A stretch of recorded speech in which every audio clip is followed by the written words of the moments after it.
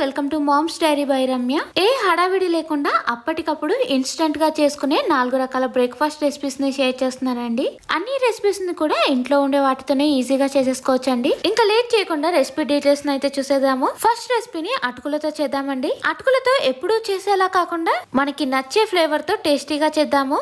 ఈ రెసిపీ కోసం 1.5 కప్పు కొద్దిగా తిక్కుగా ఉన్న అటుకులను అయితే తీసుకున్నానండి.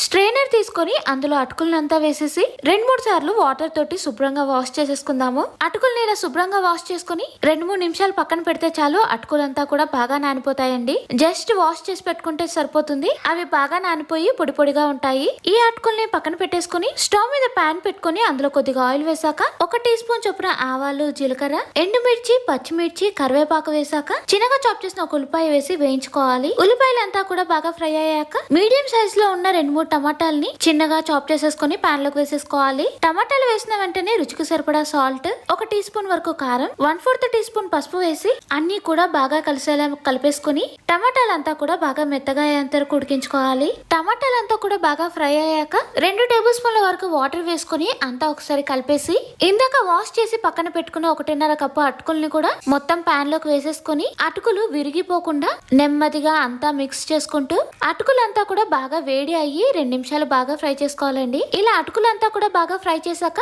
వేయించిన పల్లీలు ఒక 3 టేబుల్ స్పూన్ల వరకు వేసాక పచ్చి కొబ్బరి తురుముతో పాటు కొత్తిమీర కూడా వేసేసుకుని అంతా ఒకసారి కలిసేలా కలిపేసుకుంటే మంచి టమాటా ఫ్లేవర్ తో టేస్టీగా అప్పటికప్పుడే టమాటా పోహా అయితే రెడీ అయిపోతుంది. ఈ టమాటా పోహాని నిమ్మరసం వేసుకుని అలా వేడివేడిగా తింటుంటే బాగుంటుందండి. ఇంకా సెకండ్ బ్రేక్ఫాస్ట్ రెసిపీని ఇంట్లో ఉండే బియ్యం పిండితోనే ఇన్స్టెంట్ గా చేసేయొచ్చండి. 15 నిమిషాల్లో 2 రకాల బ్రేక్ఫాస్ట్ చేసేసుకోవచ్చు. స్టవ్ మీద ప్యాన్ పెట్టుకుని అందులో 1.5 కప్పు వాటర్ వేసుకోవాలి. వాటర్ కొద్దిగా బాయిల్ అవుతున్నప్పుడు 1/2 టీ స్పూన్ వరకు సాల్ట్ వేసాక 1 టీ స్పూన్ నెయ్యి లేదంటే ఆయిల్ వేసుకుని సాల్ట్, నెయ్యి వాటర్ లో అంతా కూడా బాగా కలిసేలా కలిపేసుకుందాము. వాటర్ బాగా బాయిల్ అవుతున్నప్పుడు ఏ కప్పుతో అయితే వాటర్ వేసామో దాంతోటే 1 కప్పు బియ్యం పిండి వేసుకుని వెంటనే స్పూన్ తో అంతా కలిసేలా కలిపేసుకుందాము. బియ్యం పిండిలో ఎక్కడ ఉండలు లేకుండా స్పూన్ తోటి అంతా బాగా కలిపేసుకోవాలి. ఈ ప్రాసెస్ అంతా కూడా ఒక 2 మినిట్స్ లో అయిపోతుందండి. ఎక్కువ టైం కూడా పట్టదు. ఇలా బియ్యం పిండి అంతా కలిపి స్టవ్ ఆఫ్ చేసేసి ఈ బియ్యం పిండిని అంతా కూడా వెడల్పటి బౌల్లోకి వేసేసుకుందాము. బియ్యం పిండి వేడిగా ఉంది కాబట్టి 1 నిమిషం తర్వాత పిండిని అంతా కూడా చపాతీ పిండిని కలిపినట్టు ఇలా అంతా దగ్గరికి కలిపేసుకోవాలి.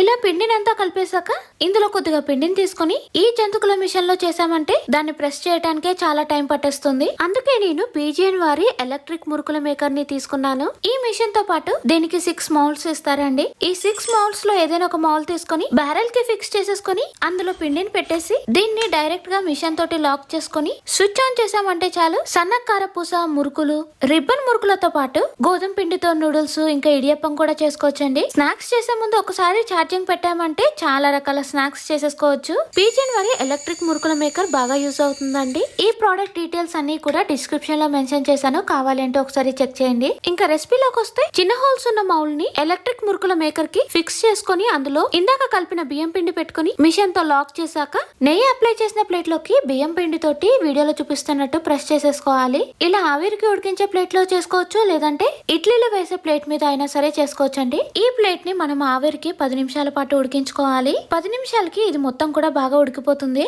ఇలా ఉడికించిందంతా కూడా బాగా చల్లారాక దాన్ని నెమ్మదిగా విడతీసేసుకుందామండి. మరి చిన్న సైజ్ లో కాకుండా మీడియం సైజ్ లో ఉండేలాగా విడతీసేసుకుందాము. ఇలా ప్లేట్ లో ఉన్న దానిలాగా విడతీసుకుని ఈ ప్లేట్ ని పక్కన పెట్టేశాక స్టవ్ మీద ప్యాన్ పెట్టుకుని కొద్దిగా ఆయిల్ వేసాక 1 టీ స్పూన్ ఆవాలు, 2 టీ స్పూన్ల మినపప్పు, 1 టీ స్పూన్ శనగపప్పు, కొన్ని ఎండుమిరపకాయలతో పాటు కొన్ని జీడిపప్పు పలుకులు, 1/2 కప్పు పల్లీలు, కరివేపాకు వేసాక టేస్ట్ కోసం ఇంగువ కూడా వేసుకుని 1/2 టీ స్పూన్ వరకు పసుపు వేసి వీటన్నిటిని కూడా మీడియం ఫ్లేమ్ లో వేయించుకోవాలండి. ఈ రెసిపీకి టేస్ట్ అంతా కూడా పోపుతోనే వస్తుందండి. పల్లీలంతా కూడా బాగా వేయించేశాక రుచికి సరిపడా సాల్ట్ వేసుకొని అంతా కలిపేసుకోవాలి. సాల్ట్ వేసి అంతా కలిపేశాక ఇందాక ప్లేట్ లో విడదీసి పెట్టుకున్నదంతా కూడా పాన్ లోకి వేసేసుకోవాలి. అవి జస్ట్ లైట్ గా విడదీసుకుంటే సరిపోతుందండి. పాన్ లోకి వేసి అంతా కలిపేసినప్పుడు అవి సేమియా సైజ్ లోకి వచ్చేస్తాయి. ప్లేట్ లో ఉన్నదంతా కూడా వేసేసాక సగం నిమ్మకాయతో తీసిన నిమ్మరసం కూడా వేసేసుకొని స్పూన్ తోటి అంతా బాగా కలిసేలా కలిపేసుకుందాము.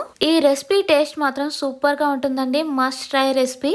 బయట దొరికి సేమియాతో చేసే కన్నా ఇలా ట్రై చేయండి, చాలా బాగుంటుంది. ఇంట్లో వాళ్ళందరూ చాలా ఇష్టంగా తింటారు. అంతా బాగా కలిసేలా కలిపేశాక కొద్దిగా కొబ్బరి తురుము కూడా వేసుకుని ఇంకోసారి కలిపేసుకుందామండి. ఇంట్లో ఉండే బియ్యం పిండితోనే టేస్టీగా లెమన్ సేమియా పులిహోర రెడీ అయిపోయింది. ఇంకా థర్డ్ రెసిపీ వచ్చేసి సమ్మర్ లో ఏదైనా లైట్ గా తినాలి అనిపిస్తే ఈ రెసిపీని ట్రై చేయొచ్చండి. వెయిట్ లాస్ కూడా హెల్ప్ చేస్తుంది. బౌల్ లోని 2 టీ స్పూన్ల చియా సీడ్స్ వేసుకోవాలి. ఆ బౌల్ అంతా కూడా వాటర్ వేసుకుని అంతా కలిపి అరగంట లేదంటే గంట పక్కన పెట్టేసుకోవాలండి. ఈ చియా సీడ్స్ బాగా నానితే అవి బాగా డైజెస్ట్ అవుతాయి కాబట్టి వీటిని కొంచెం ఎక్కువసేపు నానపెట్టుకోవాలి. ఉదయాన్నే లెగిసినప్పుడే నానపెట్టేసుకుంటే మనం బ్రేక్ఫాస్ట్ చేసే టైం కి నానిపోతాయండి. ఉదయాన్నే టైం ఉండదు అనుకుంటే మాత్రం ఈ చియా సీడ్స్ ని నైటే నానపెట్టేసుకోవచ్చు. ఈ బౌల్ ని పక్కన పెట్టేసుకుని చియా సీడ్స్ ని 1 గంట నానపెట్టేసుకుంటే ఇలా బాగా నానిపోతాయి. స్టవ్ మీద పాన్ పెట్టుకుని అందులో 3 టేబుల్ స్పూన్ల ఓట్స్ వేసుకోవాలండి. నేను ఇక్కడ రోల్డ్ ఓట్స్ యూస్ చేస్తున్నాను. ఇన్స్టెంట్ ఓట్స్ ని కూడా యూస్ చేసుకోవచ్చండి. ఓట్స్ ని 1 నిమిషం పాటు ఫ్రై చేశాక ఈ ఓట్స్ ని పక్కన పెట్టేసుకుని ఆ తర్వాత ఏదైనా ఒక బౌల్ తీసుకొని అందులో 100 గ్రాముల వరకు పెరుగు వేసుకోవాలండి. పెరుగు మరీ చిక్కగా అనిపిస్తే ఒక 2 టేబుల్ స్పూన్ల వరకు వాటర్ వేసి కలుపుకోవచ్చండి. బౌల్ లోకి పెరుగు వేసేసాక నానబెట్టిన చియా సీడ్స్ కూడా అంతా వేసేసుకొని వేయించిన ఓట్స్ కూడా వేసేసి ఇందులో 1/2 కప్పు వరకు క్యారెట్ తురుము, క్యూకంబర్ పీసెస్ ని కూడా 1/2 కప్పు వేసాక కొన్ని దానిమ్మ గింజలతో పాటు రుచికి సరిపడా సాల్ట్ వేసేసాక ఈ రెసిపీలో ఇంకొంచెం ప్రోటీన్ ఎక్కువగా కావాలి అనుకుంటే మాత్రం మొలకెత్తిన పెసలు లేదంటే నానబెట్టి ఉడికించిన చోలే కూడా వేసుకోవచ్చండి. ఇన్స్టెంట్ గా చేస్తున్నాం కాబట్టి క్యారెట్, క్యూకంబర్ మాత్రమే వేసాను. ఇవన్నీ కూడా బాగా కలిసేలా కలిపేసుకోవాలి. ఇందులోనే కొంచెం కొత్తిమీర కూడా వేసుకొని కలిపేశాక స్టవ్ మీద పోపు ప్యాన్ పెట్టుకుని అందులో కొద్దిగా ఆయిల్ వేసాక కొద్దిగా పోపుతో పాటు ఎండుమిరపకాయలు, 2-3 టేబుల్ స్పూన్ల పల్లీలు, కొద్దిగా కరివేపాకు వేసి పల్లీల్ని బాగా ఫ్రై చేసుకొని ఈ పోపు అంతా కూడా పెరుగులోకి వేసేసుకుని అంతా బాగా కలిసేలా కలిపేసుకోవాలి. అంతే అండి, కర్డ్ చియా పుడింగ్ అయితే రెడీ అయిపోయింది. ఉదయాన్నే మంచి ప్రోటీన్ ఫుడ్ తిన్నట్టు ఉంటుంది. ఈజీగా డైజెస్ట్ కూడా అయిపోతుంది. తింటున్నప్పుడు వెజిటబుల్స్ తో పాటు పోపు తగులుతూ ఈ రెసిపీ టేస్టీగా ఉంటుందండి. ఇంకా 4th బ్రేక్ఫాస్ట్ రెసిపీ వచ్చేసి రాగిపిండితో ఇన్స్టెంట్ గా బ్రేక్ఫాస్ట్ చేద్దామండి. వెడల్పటి బౌల్ తీసుకుని అందులో 1 కప్పు రాగిపిండి వేసేసాక 1 కప్పు ఉప్మా రవ్వ వేసుకోవాలి. ఇందులోనే 3/4 కప్పు పెరుగు వేసాక రుచికి సరిపడా సాల్ట్ వేసుకుని ఇందులోనే 1 కప్పు వాటర్ వేసి విస్కర్ తో అంతా మిక్స్ చేస్తూ ఉంటే అంతా బాగా చిక్కగా ఉంది కాబట్టి ఇంకో 1/2 కప్పు వాటర్ వేసుకుని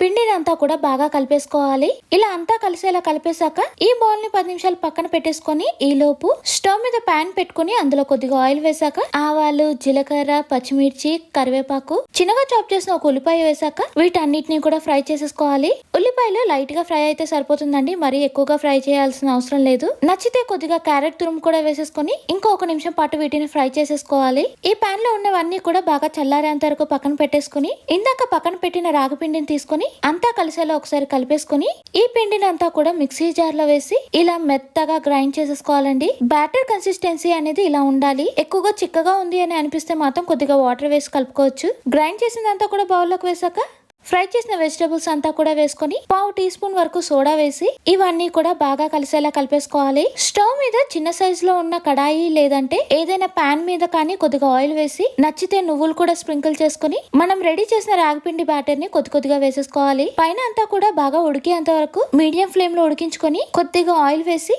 రెండో సైడ్ కి టర్న్ చేసుకొని ఫ్రై చేసుకోవాలి. ఇలా 2 వైపులా ఫ్రై చేసుకుంటే వేడివేడిగా రాగి బందోసా రెడీ అయిపోతుందండి. ఈ రాగి బందోసాని టమాటా చట్నీతో తింటే బాగుంటుందండి. ఈ రెసిపీస్ కనుక మీకు యూస్ఫుల్ అని అనిపిస్తే మాత్రం మీ ఫ్రెండ్స్ అండ్ ఫ్యామిలీ మెంబర్స్ కి షేర్ చేయండి. ఇంకో మంచి వీడియోతో మళ్ళీ కలుద్దాం. Thank you for watching. Bye bye.